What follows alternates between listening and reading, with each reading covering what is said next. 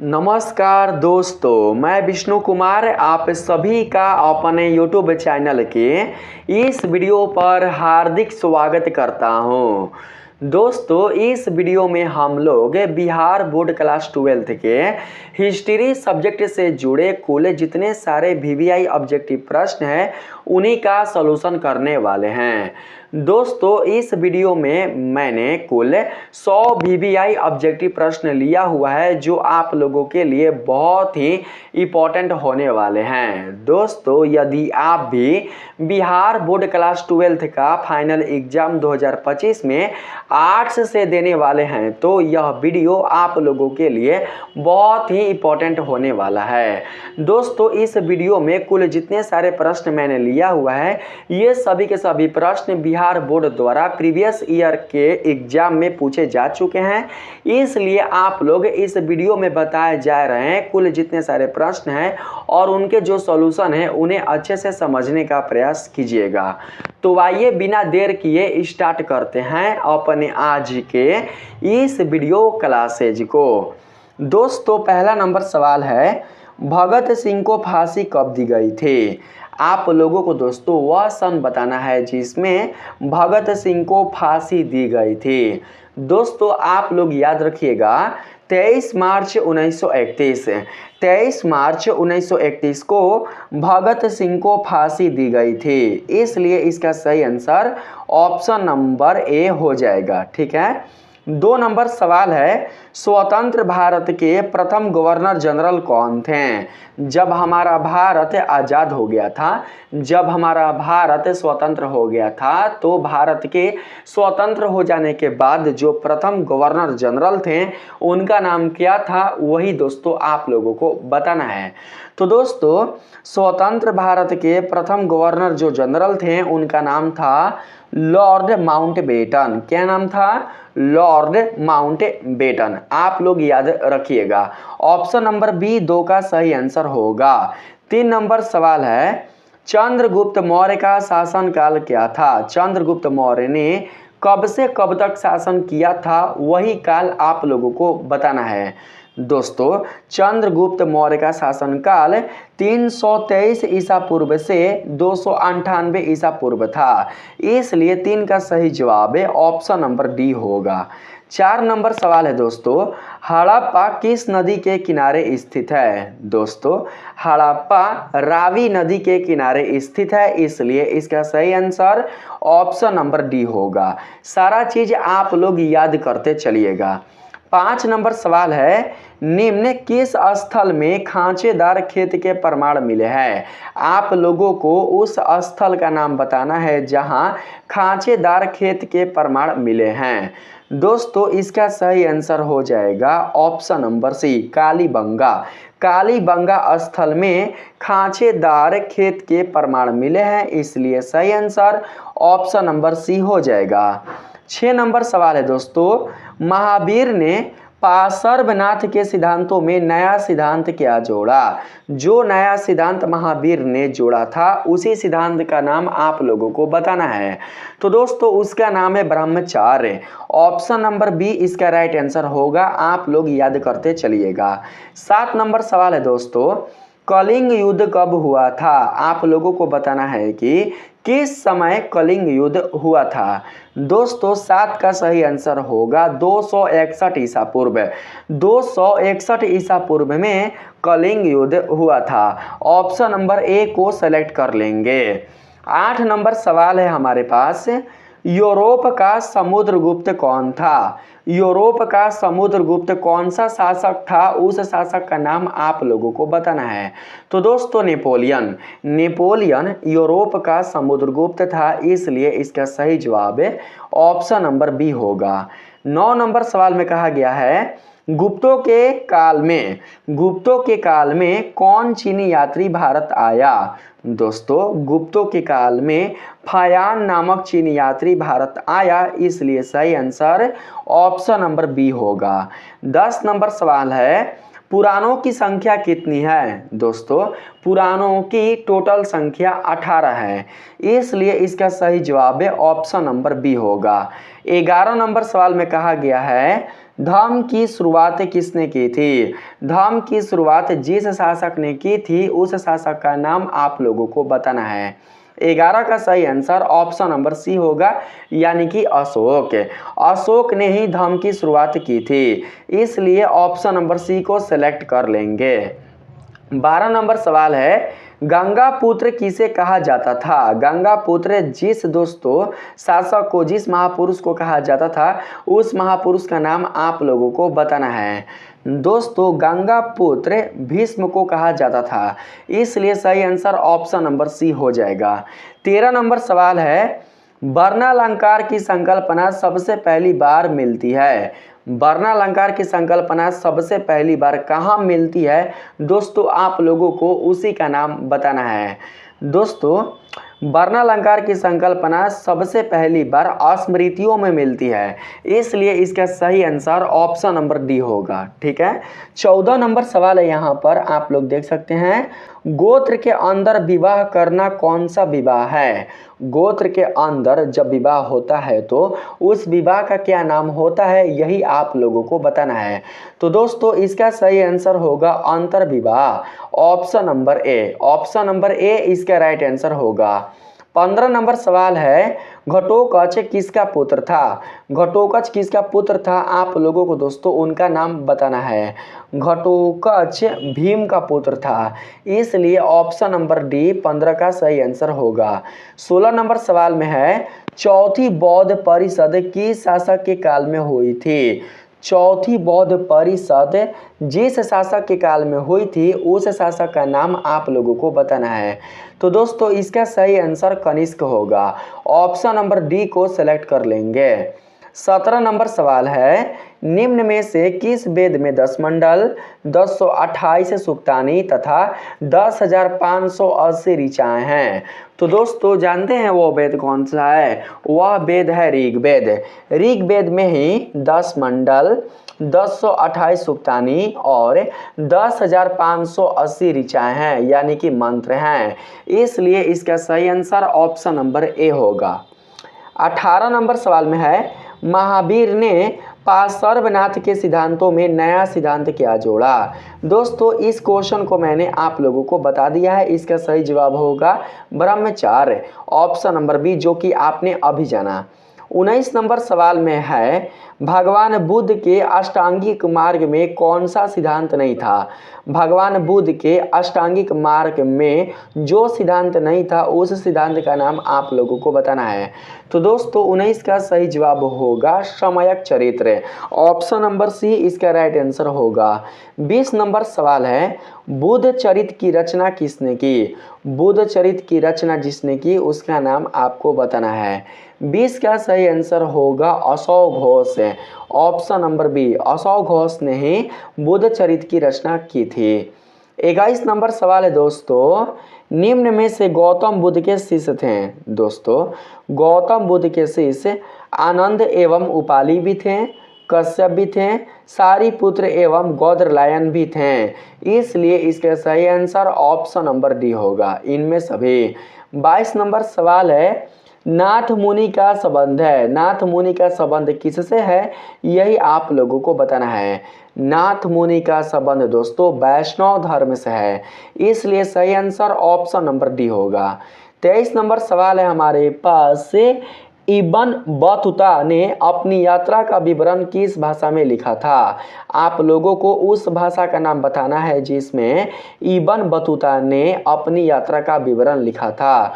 तो दोस्तों 23 का सही जवाब होगा ऑप्शन नंबर डी, अरबी। अरबी भाषा में ही इब्न बतूता ने अपनी यात्रा का विवरण लिखा था, ऑप्शन नंबर डी को सेलेक्ट कर लेंगे।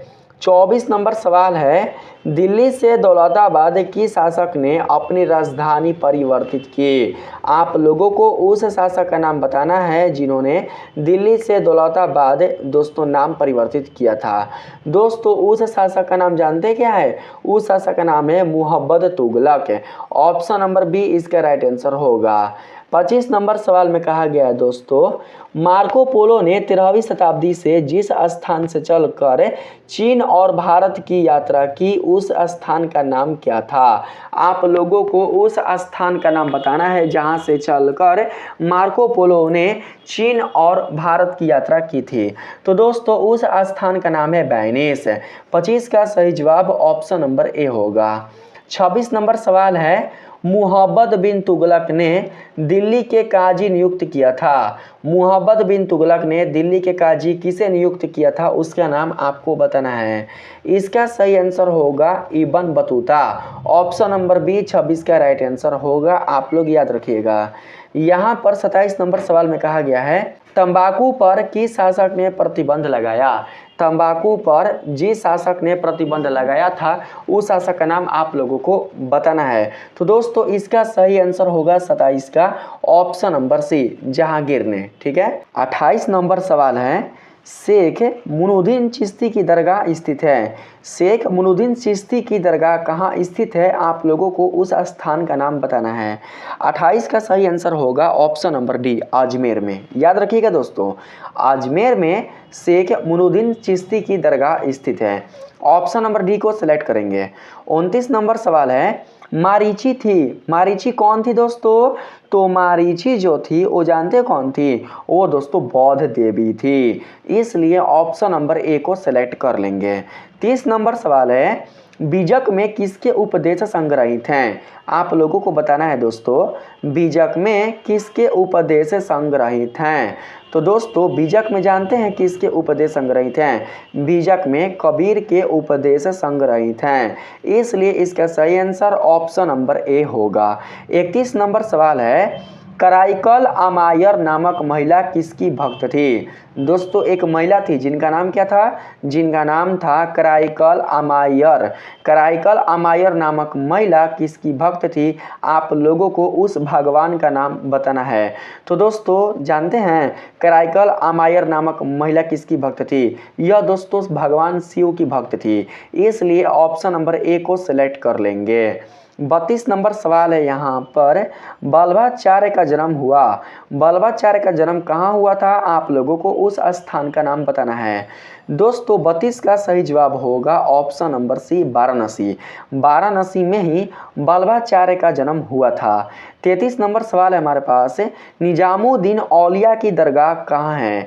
निजामुद्दीन औलिया की दरगाह दोस्तों कहाँ है, आप लोगों को उस स्थान का नाम बताना है।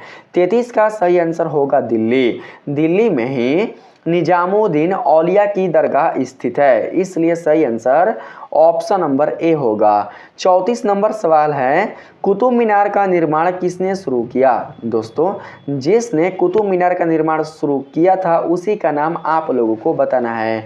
दोस्तों 34 का सही आंसर होगा कुतुबुद्दीन ऐबक। ठीक है, कुतुबुद्दीन ऐबक के नाम पर ही उस मीनार का नाम है कुतुब मीनार। कुतुबुद्दीन ऐबक ने ही कुतुब मीनार का निर्माण शुरू किया था। इसलिए इसका सही आंसर ऑप्शन नंबर सी होगा। भले ही दोस्तों मीनार के ऊपर की जो दोस्तों मंजिलें थी उसको किसी और ने बनवाया था, लेकिन निर्माण का कार्य दोस्तों शुरू किया था किन्होंने, तो दोस्तों शुरू किया था कुतुबुद्दीन ऐबक ने। 35 नंबर सवाल है यहाँ पर, देख सकते हैं, विजयनगर साम्राज्य की स्थापना किसने की। विजयनगर साम्राज्य की स्थापना जिसने की थी उसका नाम आपको बताना है। 35 का सही जवाब होगा हरियर और बुक्का। ऑप्शन नंबर ए इसका राइट आंसर होगा। 36 नंबर सवाल में है, विजयनगर के शासकों ने अपने आप को क्या कहा। विजयनगर के जो शासक थे उन्होंने अपने आप को क्या कहा दोस्तों, तो विजयनगर के जो शासक थे उन्होंने अपने आप को राय कहा। इसलिए इसका सही आंसर ऑप्शन नंबर डी होगा। ठीक है, बात करते हैं आगे। दोस्तों राय नहीं होगा, राय 36 है ना, हाँ 36 का राय होगा दोस्तों, राय होगा। 37 नंबर सवाल में चलते हैं। 37 नंबर में है, ईवन शब्द जिस भाषा का है वह है। ईवन शब्द किस भाषा का है दोस्तों, तो दोस्तों ईवन शब्द संस्कृत भाषा का है। इसलिए ऑप्शन नंबर सी इसका राइट आंसर होगा। 38 नंबर सवाल में कहा गया है, यहाँ पर मैं मिटा देता हूँ, यात्री बरबोसा का संबंध था। यात्री बरबोसा का संबंध किससे था, किस देश से था, उस देश का नाम बताना है। तो दोस्तों 38 का सही जवाब होगा, यहाँ पर मैं नीचे कर देता हूँ, 37 है ना, हाँ 38 नंबर। 38 नंबर का दोस्तों सही जवाब होगा ऑप्शन नंबर बी, पुर्तगाल से। पुर्तगाल दोस्तों सही आंसर होगा। 39 नंबर सवाल है हमारे पास, बहमनी राज्य की स्थापना हुई थी। बहमनी राज्य की स्थापना कब हुई थी? तो दोस्तों बहमनी राज्य की स्थापना 1347 ईस्वी में हुई थी। ऑप्शन नंबर ए इसका राइट आंसर होगा। 40 नंबर सवाल है, विजयनगर साम्राज्य में कितने राजवंशों ने शासन किया था? विजयनगर राज्य में 4 राजवंशों ने शासन किया था, इसलिए ऑप्शन नंबर बी इसका राइट आंसर होगा। 41 नंबर सवाल में कहा गया है दोस्तों, विजयनगर के ध्वंस के पश्चात, विजयनगर के ध्वंस के पश्चात इसकी पहचान की गई। इसकी पहचान दोस्तों कैसे की गई? तो दोस्तों हम्मी नाम से, हम्मी नाम से इसकी पहचान की गई थी। हम्मी नहीं है, हम्पी है, हम्पी, हम्पी नाम से पहचान की गई थी। 41 का सही आंसर ऑप्शन नंबर ए होगा। 42 नंबर सवाल में है, 16वीं सदी में भारतीय गांवों में जो अनेक बाहरी ताकतें दाखिल हुई थी वे क्या थी? दोस्तों यही आपको बताना है। तो दोस्तों वे मुगल राज्य भी थी, व्यापार भी थी, मुद्रा और बाजार भी थी, अर्थात इनमें सभी थे। 42 का सही आंसर ऑप्शन नंबर डी होगा। 43 नंबर सवाल में कहा गया है दोस्तों, मुगल काल में भारतीय फारसी स्रोत किसान के लिए आमतौर पर क्या प्रयोग करते थे? मुगल काल के समय में भारतीय जो फारसी थे वे किसान के लिए आमतौर पर क्या प्रयोग करते थे? आप लोगों को यही बताना है। तो दोस्तों 43 का सही आंसर हो जाएगा ऑप्शन नंबर डी। देखिए रैयत भी प्रयोग करते थे, मुजारियन भी प्रयोग करते थे और आसमी या किसान भी प्रयोग करते थे, इसलिए इसमें ऑप्शन नंबर डी इसका राइट आंसर होगा। 44 नंबर सवाल है हमारे पास, भारत में 17वीं सदी में जो भी फसल के रूप में अफ्रीका और स्पेन के रास्ते आई थी उसका नाम क्या था? आप लोगों को उसका नाम बताना है। 44 का सही आंसर होगा ऑप्शन नंबर ए। ठीक है, आप लोग ऑप्शन नंबर ए यानी कि मक्का को सेलेक्ट कर लीजिएगा। मक्का ही दोस्तों स्पेन के रास्ते आई थी, अफ्रीका और स्पेन के रास्ते आई थी। ऑप्शन नंबर ए को सेलेक्ट कर लेंगे। 45 नंबर सवाल में कहा गया है, जजिया किससे लिया जाता था? जजिया किससे लिया जाता था? तो दोस्तों 45 का सही आंसर जिम्मियों से, ऑप्शन नंबर डी होगा। ठीक है, यहाँ पर 46 नंबर में चलने का प्रयास करते हैं। 46 नंबर सवाल में कहा गया है, तंबाकू पर किस शासक ने प्रतिबंध लगाया? दोस्तों फिर से इस प्रश्न का रिपीट हो चुका है जो कि मैंने आप लोगों को बताया था। तंबाकू पर जिस शासक ने प्रतिबंध लगाया था उस शासक का नाम था जहांगीर, इसलिए ऑप्शन नंबर सी इसका राइट आंसर होगा। 47 नंबर सवाल है, अकबर का वित्त मंत्री कौन था? अकबर का वित्त मंत्री कौन था? तो दोस्तों अकबर का वित्त मंत्री टोडरमल था। ऑप्शन नंबर सी इसका राइट आंसर होगा, टोडरमल ही अकबर का वित्त मंत्री था। 48 नंबर सवाल में कहा गया है दोस्तों यहाँ पर, 1556 में पानीपत की दूसरी लड़ाई में अकबर ने किसे हराया था? दोस्तों 1556 में पानीपत की दूसरी लड़ाई में अकबर ने जिसे हराया था उस शासक का नाम आपको बताना है। 48 का सही जवाब होगा ऑप्शन नंबर सी, हेमू को हराया था। ऑप्शन नंबर सी इसका राइट आंसर होगा। ठीक है, 49 नंबर सवाल है, भारत का प्रथम मुगल शासक कौन था? भारत का प्रथम जो मुगल शासक था उनका नाम था बाबर, इसलिए ऑप्शन नंबर ए इसका राइट आंसर होगा। 50 नंबर सवाल में है, ताजमहल का निर्माण किसने किया था? दोस्तों ये तो बहुत ही आसान है, आप सभी जानते हैं कि मुमताज महल की याद में जो शाहजहां हैं उन्होंने ताजमहल का निर्माण करवाया था, इसलिए 50 का सही आंसर ऑप्शन नंबर डी हो जाएगा। 51 नंबर सवाल है, मुगल साम्राज्य का वास्तविक संस्थापक कौन था?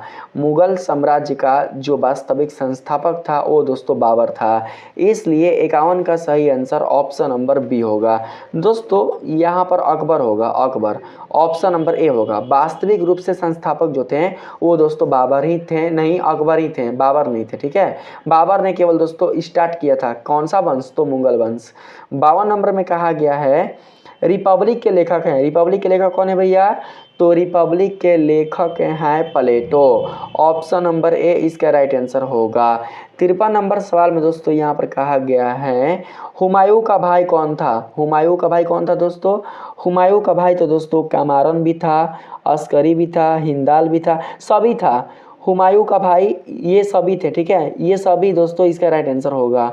54 नंबर सवाल में कहा गया है रजमनामा, रजमनामा के नाम से किस ग्रंथ का फारसी अनुवाद किया गया, उस ग्रंथ का नाम आप लोगों को बताना है।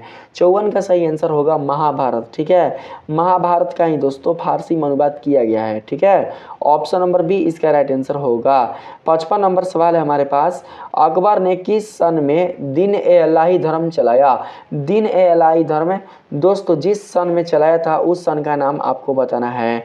55 का सही आंसर होगा 1581 या 1582। ऑप्शन नंबर डी इसका राइट आंसर होगा। याद रखिएगा 1581 या 1582 ईस्वी में अकबर ने दिन ए इलाही धर्म चलाया था।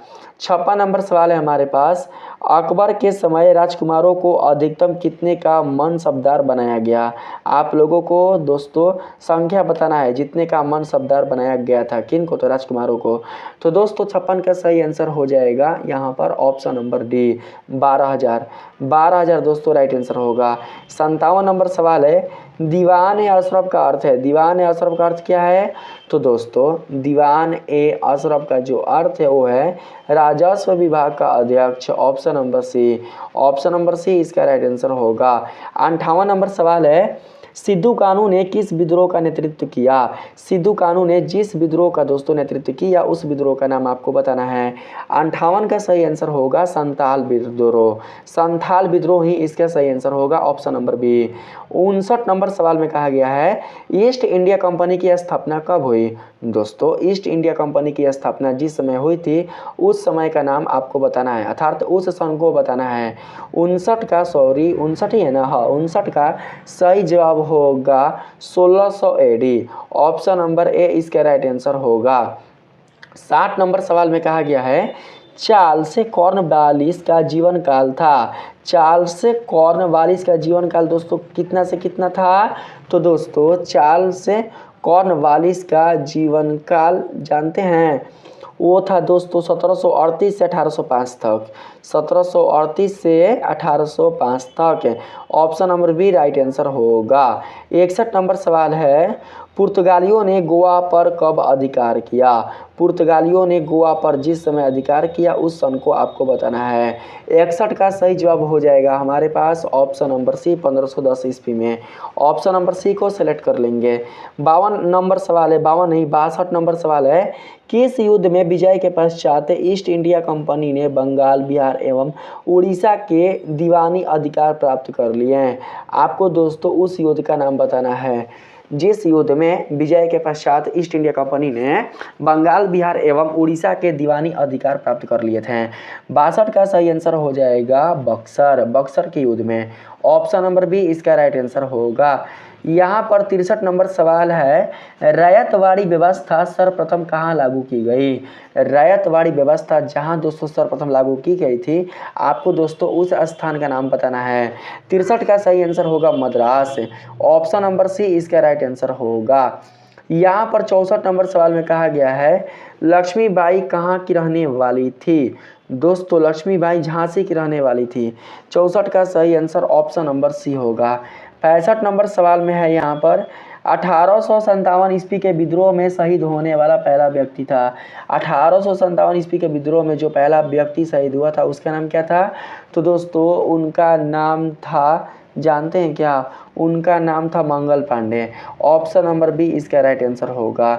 66 नंबर सवाल में यहाँ पर पूछा जा रहा है दोस्तों, लखनऊ में अवध के चीफ कमिश्नर की स्वतंत्रता सेनानियों ने हत्या कर दी, उस कमिश्नर का नाम था, उस कमिश्नर का नाम आप लोगों को बताना है।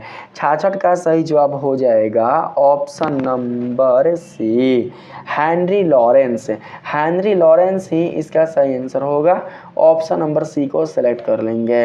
67 नंबर यहाँ पर सवाल है दोस्तों, 1857 ईस्वी के विद्रोह के दिनों में जो भविष्यवाणी की गई थी उनके अनुसार प्लासी की इसको हटाता हूँ, प्लासी की जंग के 100 साल जिस तिथि को पूरा होना था वह तिथि कौन थी दोस्तों, जिस समय 100 साल पूरा होना था, तो दोस्तों 67 का सही आंसर होगा यहाँ पर ऑप्शन नंबर बी 23 जून 1857 ईस्वी में। ठीक है, 23 जून 1857 ईस्वी में।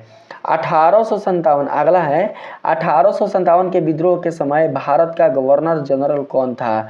तो दोस्तों इसका सही आंसर होगा अब 1868 का सही आंसर होगा option number C, Lord Canning. Lord Canning इसका सही आंसर होगा।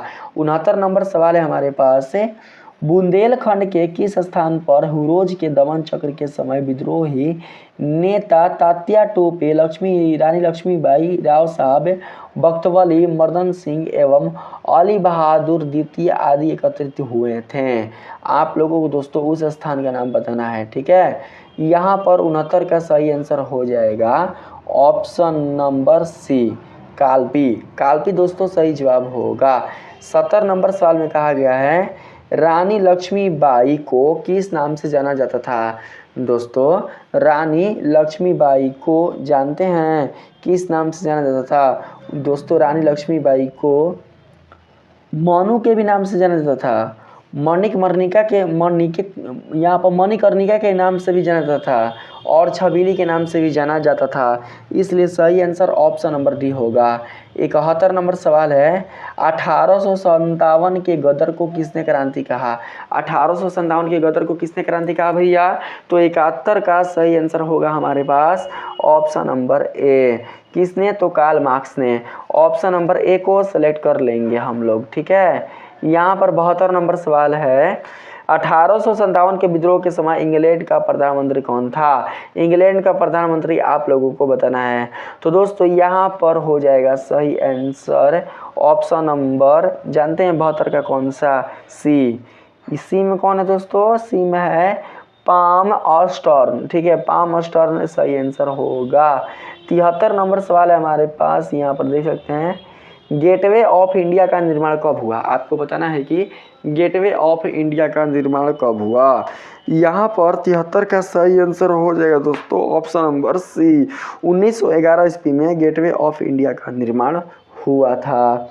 74 नंबर सवाल में पूछा गया है दोस्तों, 1857 ईस्वी के कौन विद्रोह के पहले दिल्ली के कोतवाल हुआ करते थे? आपको उनका नाम बताना है। 74 का सही आंसर होगा ए, गंगाधर नेहरू। गंगाधर नेहरू ही सही आंसर होगा। ऑप्शन नंबर ए को सेलेक्ट कर लेंगे। यहाँ पर 75 नंबर सवाल में है, सवेज नहर व्यापक हेतु खोली गई। दोस्तों सवेज नहर व्यापक हेतु कब खोली गई?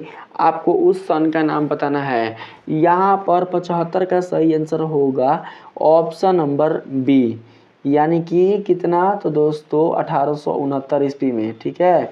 यहाँ पर 76 नंबर सवाल है, 7 द्वीपों का नगर कहा जाता है। 7 द्वीपों का नगर किसे कहा जाता है भैया? तो 7 द्वीपों का जो नगर है उसे दोस्तों कहा जाता है, जानते हैं उसे क्या कहा जाता है? उसे बम्बई कहा जाता है। 76 का सही आंसर होगा ऑप्शन नंबर ए, बम्बई को ही 7 द्वीपों का नगर कहा जाता है।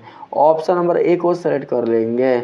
77 नंबर सवाल है हमारे पास, यहाँ पर शेर ए पंजाब के नाम से किसे जाना जाता है? शेर ए पंजाब के नाम से किसे जाना जाता है भैया? तो दोस्तों शेर ए पंजाब के नाम से लाला लाजपत राय को जाना जाता है। इसलिए option number D right answer हो जाएगा। 78 नंबर सवाल यहाँ पर पूछा जा रहा है, 1916 में हुए भारतीय राष्ट्रीय कांग्रेस के लखनऊ अधिवेशन की अध्यक्षता किसने की? आप लोगों को उसका नाम बताना है। तो दोस्तों 78 का सही आंसर हमारे पास हो जाएगा ऑप्शन नंबर बी, अंबिका चरण मजूमदार। अंबिका चरण मजूमदार इसका सही आंसर होगा। 79 नंबर सवाल है हमारे पास, डांडी किस राज्य में स्थित है? डांडी जिस राज्य में स्थित है उसका नाम आपको बताना है। तो दोस्तों डांडी जानते हैं किस राज्य में स्थित है? डांडी जो है दोस्तों वो गुजरात राज्य में स्थित है। इसलिए ऑप्शन नंबर सी को सेलेक्ट कर लेंगे। यहाँ पर 80 नंबर सवाल में कहा गया है, दिल्ली चलो का नारा किसने दिया? दिल्ली चलो का नारा किसने दिया? तो दोस्तों 80 का सही जवाब होगा option number D, Subhash Chandra Bose ने। आपको तो पता होगा कि सुभाष चंद्र बोस का यह नारा था, दिल्ली चलो, ठीक है। 81 नंबर सवाल है, चंपारण सत्याग्रह का संबंध किस राज्य से है? चंपारण सत्याग्रह का संबंध किस राज्य से है? आप लोगों को उस राज्य का नाम बताना है। 81 का यहाँ पर हमारे पास सही आंसर हो जाएगा दोस्तों ऑप्शन नंबर ए, यानी कि बिहार। ऑप्शन नंबर ए को सेलेक्ट कर लेंगे।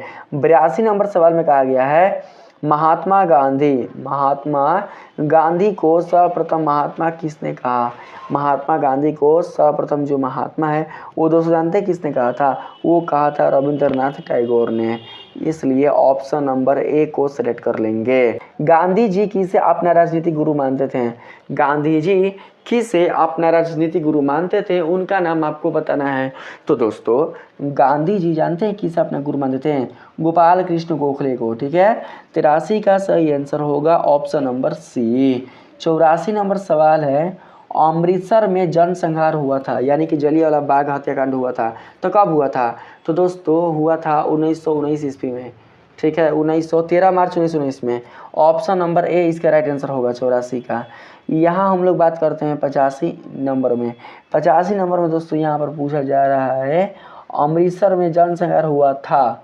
अमृतसर में दोस्तों जनसंहार हुआ था, ये तो बता चुके हैं, ये तो हो ही चुका है। अगला ना है, अगला 85 नंबर, यूंटो दिस लास्ट नामक रचना किसकी है? यूंटो दिस लास्ट नामक रचना किसकी है, उसका नाम आपको बताना है। 85 का सही जवाब होगा Ruskin. Option number A Ruskin की रचना है। ऑप्शन नंबर ए को सिलेक्ट कर लेंगे। 86 नंबर सवाल है, करो या मरो का नारा किसने दिया? करो या मरो का नारा किसने दिया? तो गांधी जी ने। 86 का सही आंसर होगा ऑप्शन नंबर ए। 87 नंबर सवाल है हमारे पास, यहाँ पर द्वितीय विश्व युद्ध किस वर्ष आरंभ हुआ? द्वितीय विश्व युद्ध किस वर्ष आरंभ हुआ, आपको उस वर्ष का नाम बताना है। तो दोस्तों यहाँ पर 87 का सही आंसर होगा ऑप्शन नंबर कौन होगा? तो बी। ठीक है, 1939 ईस्वी। ऑप्शन नंबर बी को सेलेक्ट कर लेंगे। यहाँ पर दोस्तों पूछा जा रहा है 88 नंबर में, समन्वय अवज्ञा आंदोलन किसका आरंभ किया हुआ है, यानी कि किसने आरंभ किया है? तो महात्मा गांधी ने। 88 का सही जवाब होगा ऑप्शन नंबर ए। 89 नंबर सवाल है, भारतवर्ष का अंतिम वायसराय कौन था? भारतवर्ष का जो अंतिम वायसराय थे उनका नाम क्या था दोस्तों? तो उनका जो नाम था वो था दोस्तों सीरी है कि क्या है पता नहीं, सी है और उसके बाद है राजगोपालचारी, सी राजगोपालचारी। ऑप्शन नंबर बी को सेलेक्ट कर लेंगे। यहाँ पर दोस्तों पूछा जा रहा है 9 नंबर में, 9 नंबर में नहीं 90 नंबर में, 9 हमको दिखाई दे रहा था। पाकिस्तान का गठन कब हुआ? पाकिस्तान का गठन कब हुआ भैया? पाकिस्तान कब बना भैया भारत से? तो पाकिस्तान जानते कब बना था? पाकिस्तान का गठन जानते कब हुआ था? वो दोस्तों हुआ था, यहाँ पर देख लेते हैं ऑप्शन, यानी कि दोस्तों कोनो नहीं होगा। ऑप्शन नंबर डी इसका राइट आंसर होगा, कोनो नहीं होगा। ठीक है, सब दोस्तों गलत है, ये कोनो नहीं होगा। 19 नंबर सवाल में दोस्तों यहाँ पर 91 नंबर सवाल में कहा गया है, बंगाल के विभाजन की घोषणा कब हुई? बंगाल विभाजन की घोषणा कब हुई थी दोस्तों? तो बंगाल विभाजन की घोषणा हुई थी 1905 ईस्वी में। इसलिए ऑप्शन नंबर ए इसका सही आंसर होगा। 92 नंबर सवाल है हमारे पास, हम यहाँ पर सेलेक्ट कर लेते हैं। 92 नंबर सवाल है, क्लीमेंट एटली ने यह घोषणा कब की कि ब्रिटिश शासन जून 1948 ईस्वी तक भारत छोड़ गया? तो दोस्तों आपको उस सन का नाम बताना है।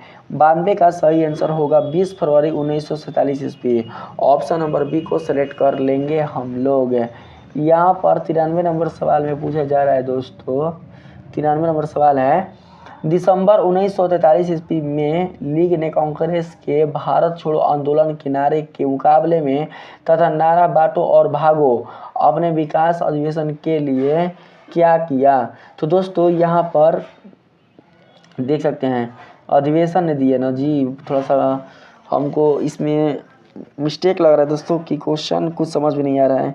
क्वेश्चन यही ना है, दिसंबर 1943 ईस्वी में लीग ने कांग्रेस के भारत छोड़ो आंदोलन के नारे के मुकाबले में नया नारा बांटो और भागो अपने किस अधिवेशन में दिया? उस अधिवेशन का नाम आपको बताना है, बांटो और भागो।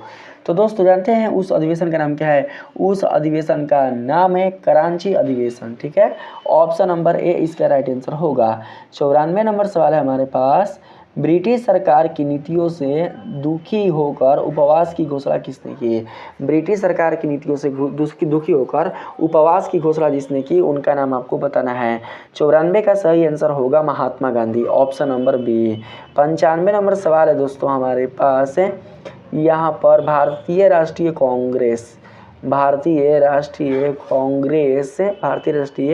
कांग्रेस की प्रथम महिला अध्यक्ष कौन थी दोस्तों? तो भारतीय राष्ट्रीय कांग्रेस की प्रथम महिला अध्यक्ष जो थी उनका नाम था दोस्तों क्या?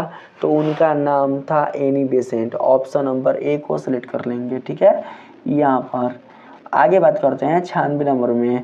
96 नंबर सवाल है, कैबिनेट मिशन केंद्र में अंतरिम सरकार के गठन का प्रस्ताव पेश करता है। दोस्तों कैबिनेट मिशन केंद्र में अंतिम सरकार के गठन का प्रस्ताव कब पेश करता है, आपको वह सन बताना है। 96 का सही आंसर हो जाएगा ऑप्शन नंबर सी 16 जून 1946 ईस्वी को। 97 नंबर सवाल है हमारे पास, संविधान सभा के सामने उद्देश्य प्रस्ताव, संविधान सभा के सामने उद्देश्य उसके बाद प्रस्ताव और कब पेश किया गया था, ठीक है। 97 का सही आंसर होगा ऑप्शन नंबर ए 13 दिसंबर 1946 ईस्वी को पेश किया गया था, इसलिए ऑप्शन नंबर ए को सेलेक्ट कर लेंगे।